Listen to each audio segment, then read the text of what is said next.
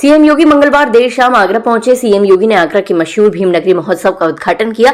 CM योगी ने जब मंच संभाला तो अम्बेडकर अनुयायियों ने उनका मोबाइल की लाइट जलाकर अभिवादन किया। सीएम योगी ने मंच से कांग्रेस और सपा पर खूब जुबानी हमला बोला। कहा कि बाबा साहब के नाम पर राजनीति कर रहे हैं। उन्होंने कभी बाबा साहब को चुनाव में जीतने नहीं दिया, उन्हें भारत रत्न तक नहीं दिया। इतना ही नहीं, बाबा साहब के लिए स्मारक भी नहीं बनने दिया।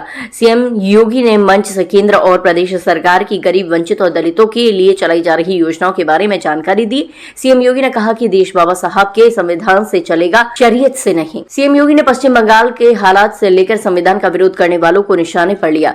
मगर सीएम योगी के आने से पहले भीमनगरी महोत्सव में पूर्ण प्रकाश ने मंच से जय श्री कृष्ण और राधे राधे के जयकारे लगाए। इस पर लोग कुर्सियों से खड़े हो गए। उन्होंने कहा कि ये गलत है। इस पर विधायक ने मंच से माफी मांगी, जय जय भीम के नारे लगाए। सीएम योगी ने कहा कि बाबा साहब को जीवंत रखने का काम आगरा में हो रहा है। इसका लगातार 4 दिन तक होने वाला कार्यक्रम जीता जागता उदाहरण है। बाबा साहब के संदेशों का हमें पालन करना है। ये साल बेहद महत्वपूर्ण है क्योंकि भारत रत्न की आजादी के 75 साल पूरे हो गए हैं। उन्होंने कहा कि सन 1956 में जब बाबा साहब आगरा आए थे तब उन्होंने कहा था कि मैंने संघर्ष किया है, एक रास्ता आपको दिखाया है, इस मंजिल तक ले जाने का संकल्प आपको दे रहा हूं। बाबा साहब ने कहा कि शिक्षित बनो, संगठित रहो और संघर्ष करो। उनके शिक्षित बनने के काम को आज की सरकार पूरा कर रही है। मैं आपसे यही कहूंगा कि आप अंधभक्त ना बने। बाबा साहब से सीखे। संविधान का अपमान बाबा साहब की अवमानना है। हर भारतवासी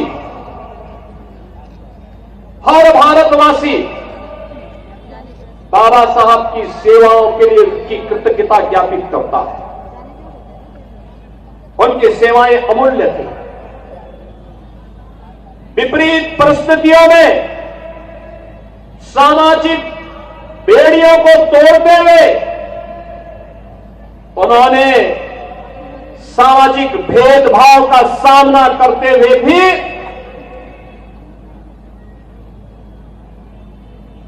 शून्य से शिखर तक की यात्रा की थी। ये संघर्षों की यात्रा है। और याद रखना, यही तो भगवान बुद्ध ने हमें प्रेरणा दी है। यही तपस्या है। संघर्षों से तपा हुआ व्यक्ति, संघर्षों से तला हुआ व्यक्ति, संघर्षों से ही बड़ा हुआ व्यक्ति ही सिद्धि को प्राप्त करता है। और सिद्धि की इस पराकाष्ठा को, मानव से महामानव बनने की इस यात्रा को बाबा साहब ने अपने संघर्षों से अर्जित करके न केवल भारत के अंदर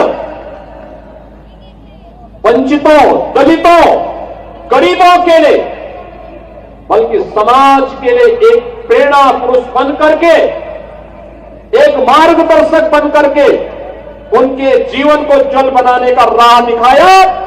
बल्कि विश्व मानवता के अंदर जहां कहीं भी भेदभाव है, जहां कहीं भी दलित वंचित आवाजें हैं, उन दलित लोगों को, उनकी आवाज को आवाज देने का कार्य अगर किसी व्यक्ति के जीवन के माध्यम से एक प्रेरणा बन पाती है तो नाम होता है बाबा साहब डॉक्टर भीमराव अंबेडकर का। और यही कारण है बहनों और भाइयों, यह देश बाबा साहब को भारत के संविधान के शिल्पी के रूप में, भारत के संविधान के निर्माता के रूप में स्मरण करता है।